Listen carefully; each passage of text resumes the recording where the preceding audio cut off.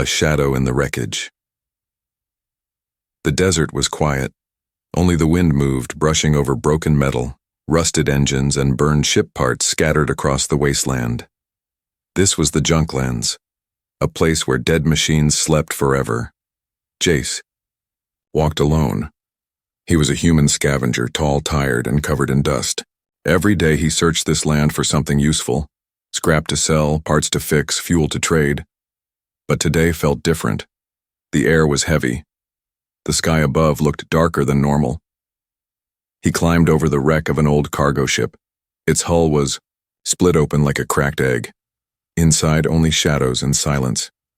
Jay stepped carefully, flashlight in one hand, small plasma cutter in the other. He didn't expect to find anything alive.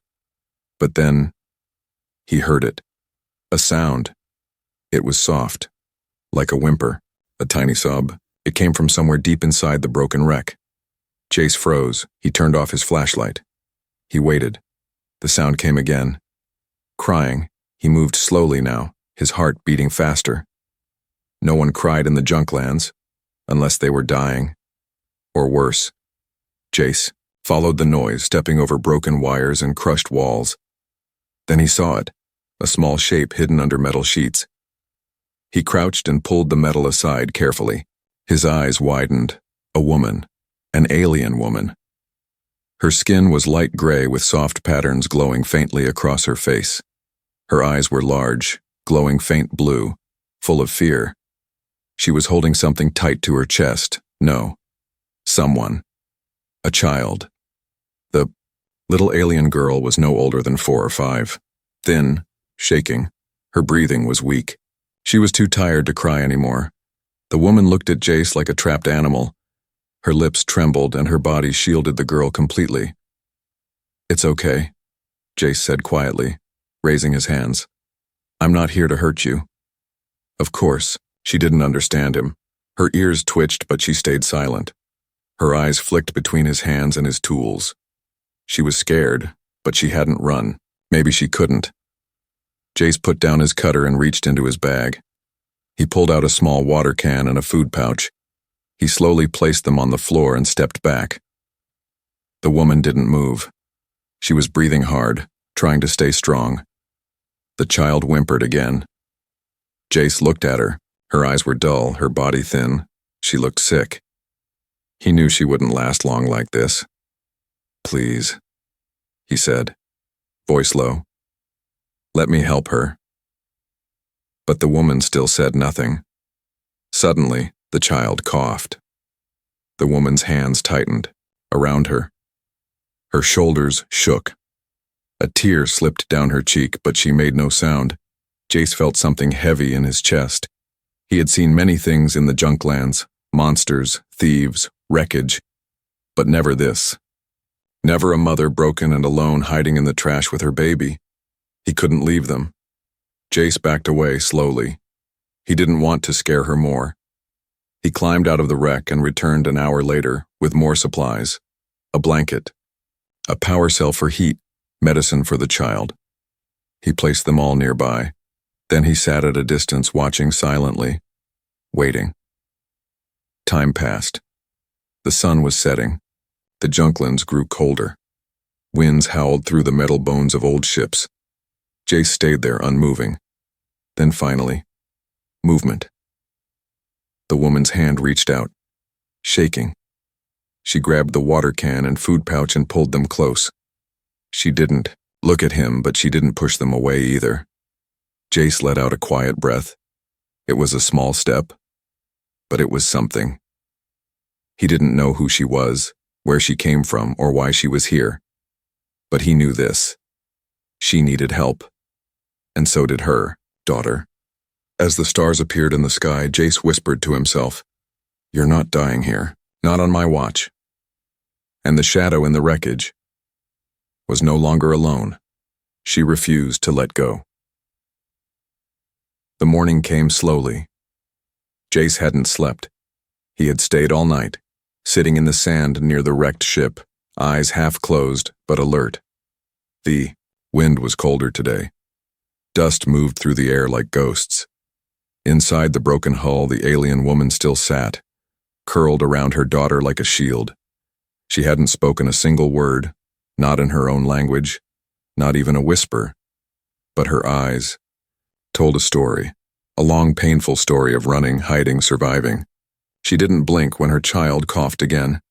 Instead, she held her tighter, as if her arms were the only thing keeping the child alive. Jace watched silently. He didn't want to scare her. He didn't want to rush her.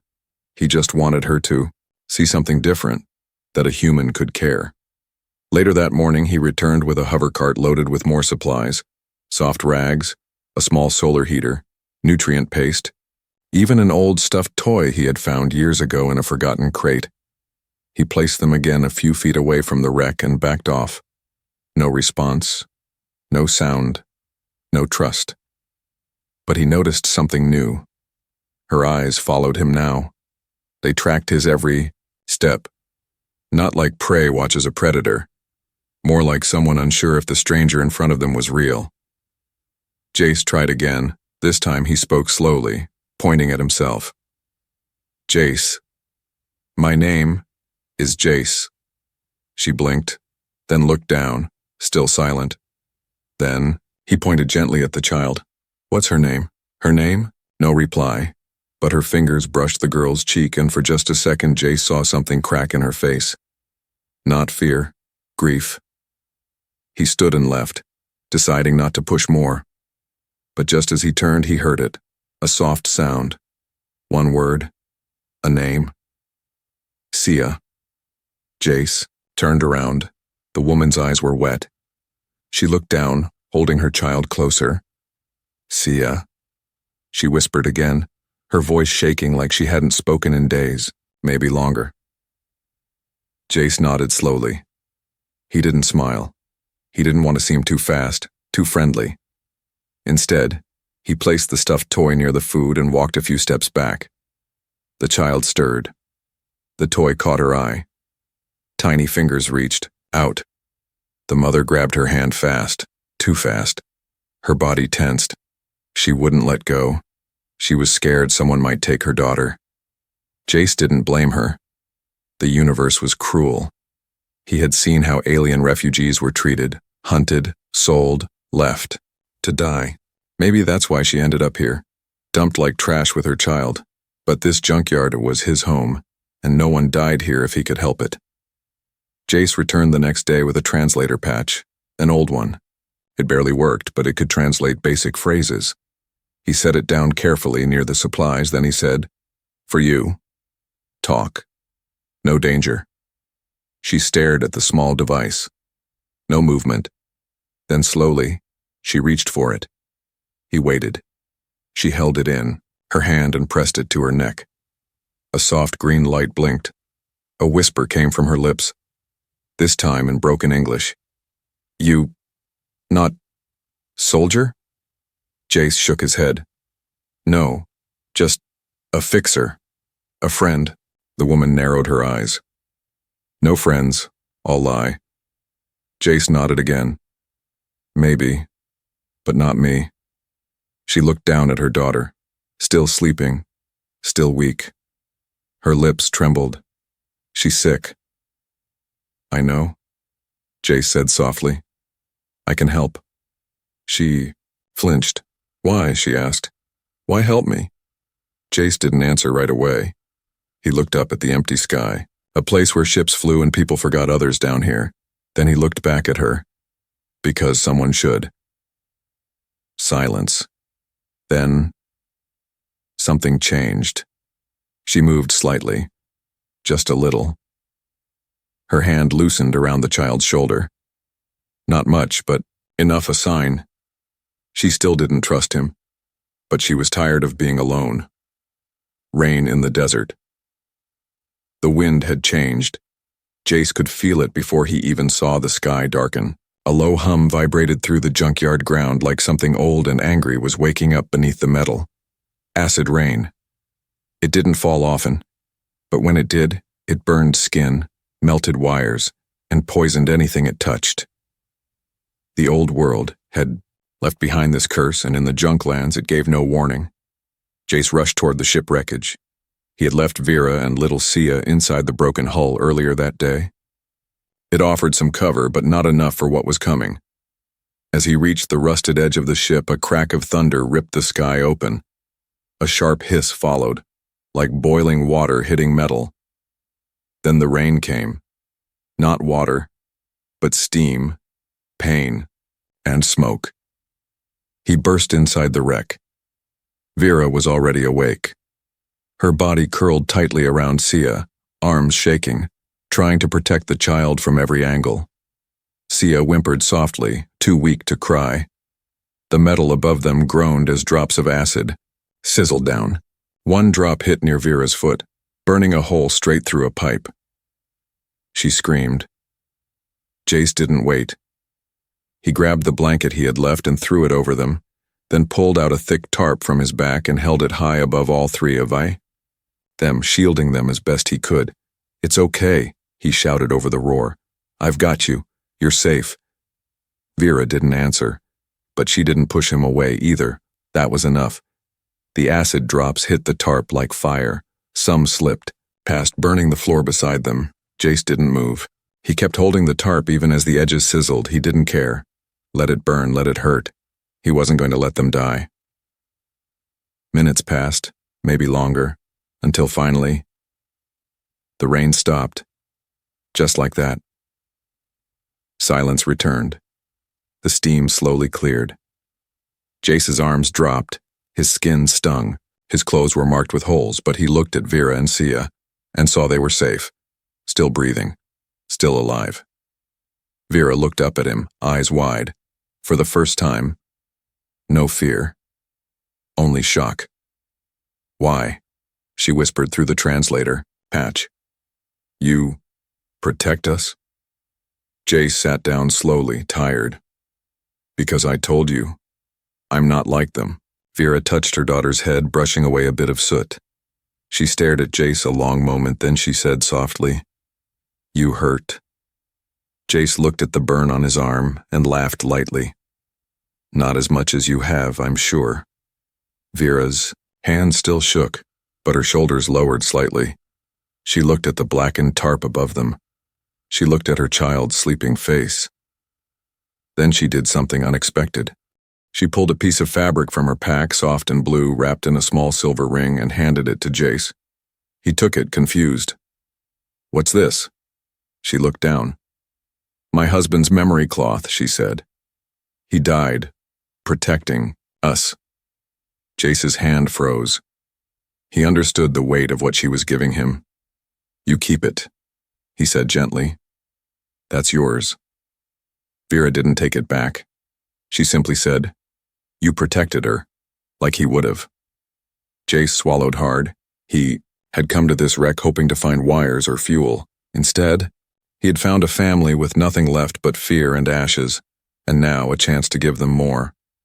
Hope. That night, Jace set up a real heat lamp. He sealed the cracks in the hull with melted metal. He brought in dry food and water filters. Slowly, the wreckage turned into shelter. Sia woke up for the first time in 2 days. She looked at Jace and didn't cry. Vera watched closely, and then she smiled. It was small, barely there, but Jace saw it, and for the first time, the Junklands felt warmer than before. She spoke my name. The Junklands were silent again. The acid rain had passed, leaving behind scorched metal and blackened sand. But inside the wreck, things had changed. Sia was finally sleeping without coughing. Wrapped in soft cloth and warmed by a solar lamp, her chest rose and fell calmly now. Vera sat beside her, hands in her lap, eyes not on the wreckage around her but on the man who had stayed. Jace. He was fixing a broken vent nearby, wiping acid off some wires. His arms were covered in burns, but he said nothing. He didn't complain. He didn't even rest. Just worked. Quietly. Kindly. Vera had never seen someone like him, not among her own people, and never among humans. For days she had watched him come and go. She had tested him, through silence, through distance, through fear, And each time he had come back. Each time he had brought something more: water, food, warmth, safety. She stared at him now, and finally she spoke. Jace. The name came, out slow, strange on her tongue. She had heard him say it many times before. But this time, she said it herself. Jace turned. He didn't smile. He didn't move quickly. He just looked at her like her voice mattered, like it meant something. You said my name, he said quietly. Vera nodded. You stay, she whispered. It wasn't a question. It was a fact. A truth. Jace walked closer, careful not to scare her. He sat down across from her and rested his tools. I stayed, he said. Because you needed someone. Vera looked down at her hands. We ran for so long. My mate died. Others turned on us. My daughter was born during the escape. She hesitated. I thought if I stayed in one place, they would find us. Jace listened without interrupting. I didn't think anyone would help. He nodded slowly. I understand, he said, but I'm not leaving. Vera's eyes searched his face. Why? She asked. Jace picked up a small photo from his bag. It was old, cracked, a picture of a little human girl and her mother, both smiling. Both gone now. My wife and daughter, Jace said softly.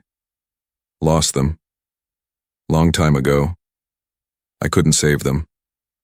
Vera blinked, her throat tightening. He placed the photo beside her gently. But maybe I was meant to save someone else. The silence between them was not empty now. It was full. Full of something that had not lived here before. Connection. Sia stirred in her sleep. She reached out a tiny hand and grabbed the corner of Jace's jacket. He looked down, surprised. Vera looked too, and her breath caught. Sia didn't wake. She just held him, without fear, without hesitation. Vera's lips trembled. She's never touched anyone since. Her voice cracked. Jace gently placed his fingers on the child's hand. She knows she's safe now. Vera lowered her head. She's all I have left. No, Jace said. She looked at him. You both have me now. For a long moment, they didn't say anything. Outside, the wind picked up again, but this time it didn't feel cold. It felt cleaner. Warmer. Later that evening, Vera shared dry rations with Jace for the first time.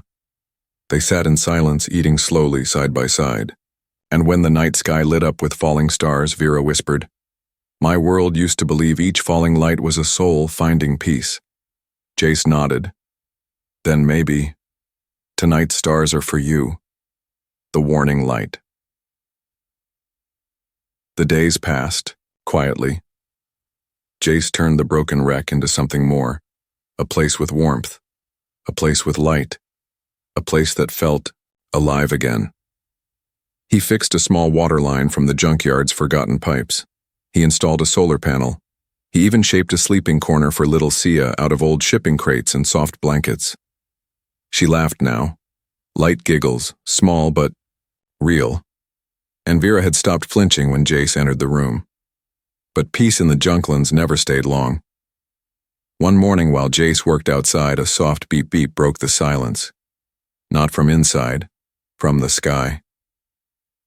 Jace stood still, a cold knot forming in his chest. He looked up. A tiny red dot blinked above, barely the size of a coin in the clouds. A surveillance drone. Damn, Jace muttered. He ran back into the wreck.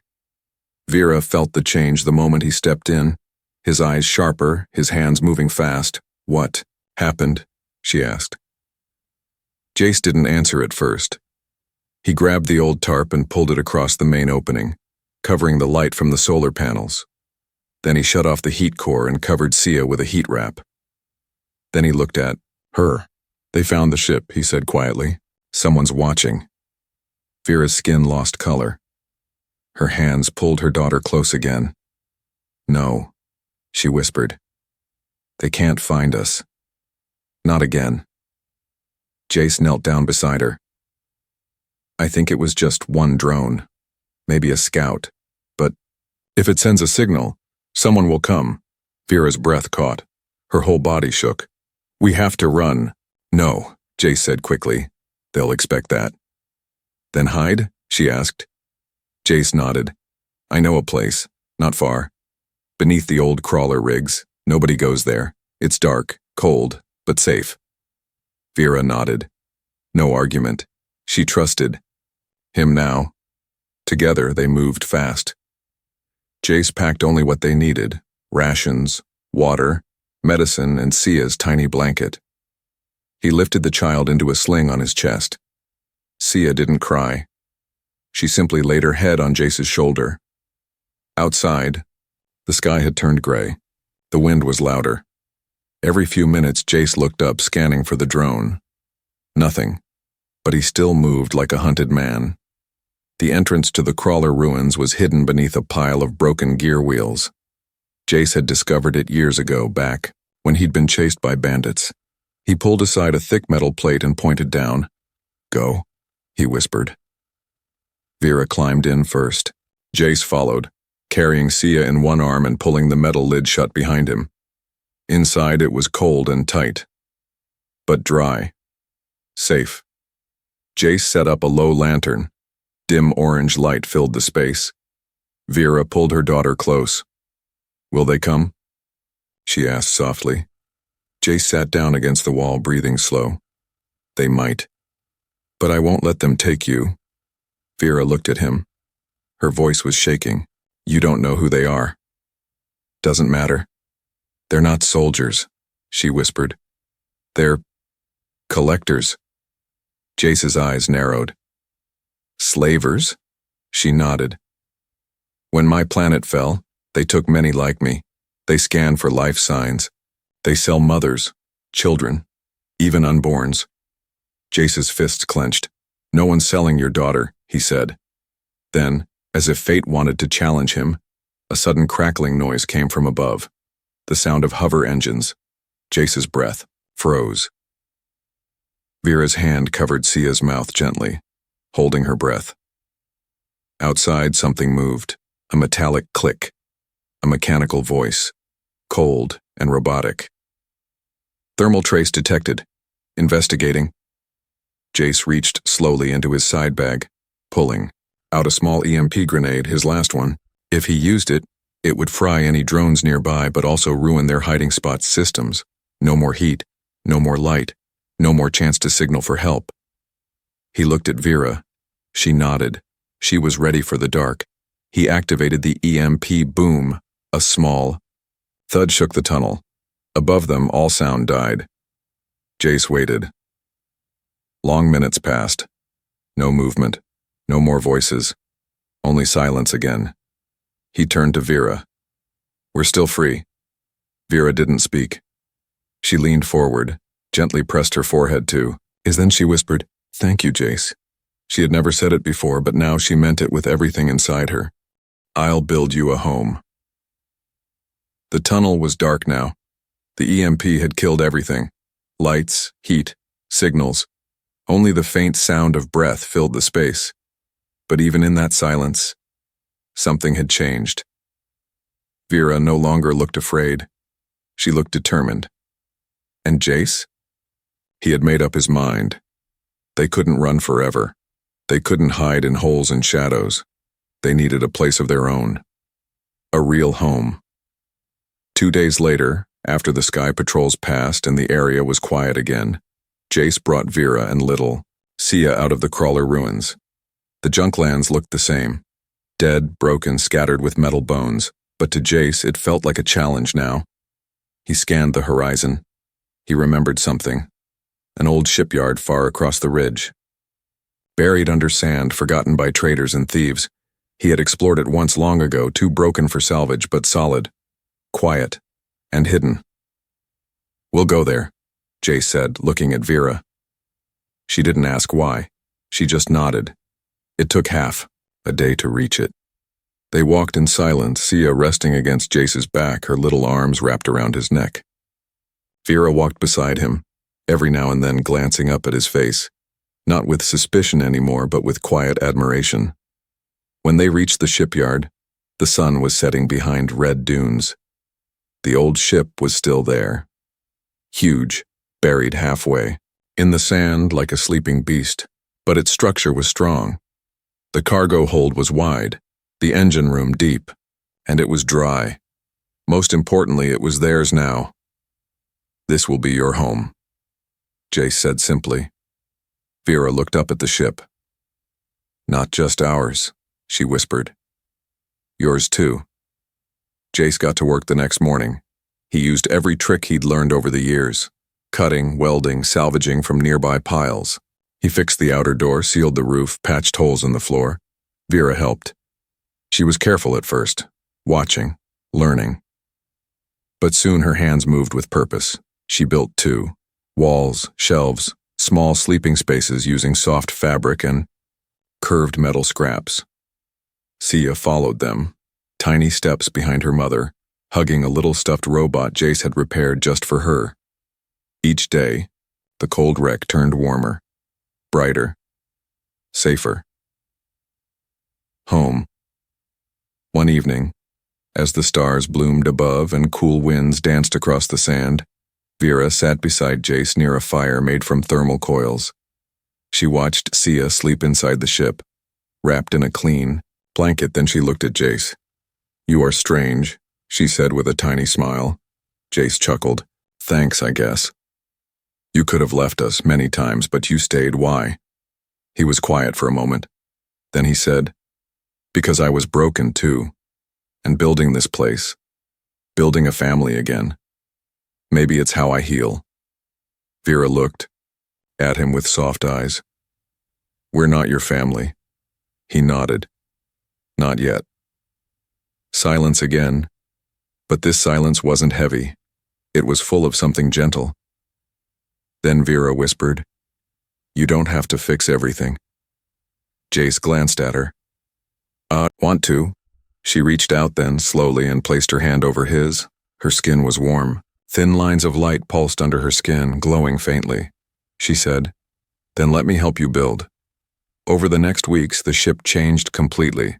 The walls were cleaned, lights powered by old solar rods, a proper bed for Sia, a kitchen space with real water lines and food prep, a tiny garden on the upper deck where Vera grew herbs from seeds hidden in her belt since exile.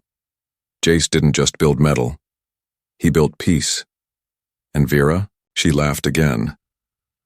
One morning, as the sun broke across the horizon, she stood in the doorway and watched Sia run through the sand, chasing a tiny drone Jace had turned into a toy. "She smiles now," Vera said. Jace looked up from his work. "She's home." Vera nodded. She's not the only one. And for the first time since the day he found them, Jace felt like maybe he wasn't lost anymore. She held his hand. It had been 47 days since Jace first found them in the wreck. 47 days since a tired alien woman clutched her dying child and trusted no one. Now Sia was laughing under the sun, chasing after wind-blown scraps, like butterflies. Her cheeks were full. Her eyes no longer hid fear. Vera stood in the doorway of their new home, her body no longer trembling, her shoulders no longer hunched. She was strong now. Not just surviving, but living. Jace stood on the ridge nearby, scanning the sky with old binoculars. He didn't like the silence today. The wind had changed again, not like before, but colder, sharper. His gut said something was wrong, and he had learned to trust it. Suddenly, a glint, far off, in the sky. He focused. A ship, small, fast, military type. Then another, and another. Not drones. Collectors. They had come. Jace didn't waste time. He ran back to the ship and shut the exterior doors. "Vera, inside, now!" She didn't ask. She grabbed Sia and ran in behind him. "What is it?" she asked. "They're here." Her face turned pale. "How?" she whispered. Jace didn't answer. He was already pulling out the defense grid, a scrap-built system only half finished. Not enough, but it would have to do. Take Sia to the lower deck, hide in the engine bay. I locked it down yesterday, no scan will find it. Vera shook her head. I'm not leaving you alone. Please, he said. For her. Vera stared at him, then nodded once. She kissed Sia's head and rushed below. Outside, the sand trembled as the ships landed. 4 tall figures in black armor stepped out. Metal masks, electric spears, no mercy. Jace stood in front of the ship, alone, no gun. Just him. The lead collector stepped forward. Give the female and the child. You are not listed, you will not be harmed. Jace smiled bitterly. You think I believe that? You cannot fight us. Maybe not, Jace said, but I can slow you down. He raised his hand and hit a trigger on his wrist. Boom.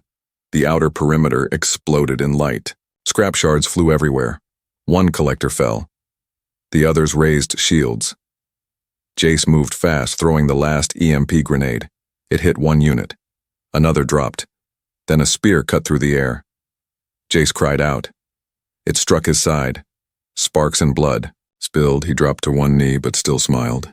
You're not taking them, a voice called out behind him. I won't let you. Vera. She stood in the doorway, eyes burning with light, hands glowing with energy from the ship's old core. Her people were not warriors, but she had fire now. You touched the only person who protected us, she said. Now face what you fear. She unleashed the charge. The ground shook, the sky lit up. The last collector ship exploded before it could take off. Jace lay on the sand, coughing, but smiling.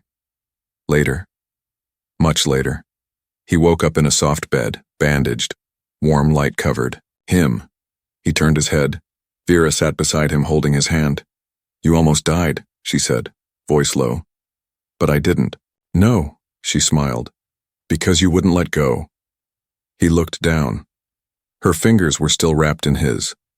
She hadn't let go either. Saya peeked in from behind her mother, holding a small drawing she made. It was a stick figure family, 1 tall, 1 small, 1 glowing, and in the middle, a human. Papa, she whispered. Jace's heart stopped, then melted. Vera smiled softly. She calls you that now. He blinked, slowly, overwhelmed. I'm not her father. No, Vera said, voice shaking with emotion. But you became one. Silence. Then she whispered one more thing. If you'll stay, we can be yours too. Jace didn't speak. He only tightened his fingers around hers. Because in the Junklands, where the world threw away everything broken, he had found something whole, a family, and this time he wasn't letting go.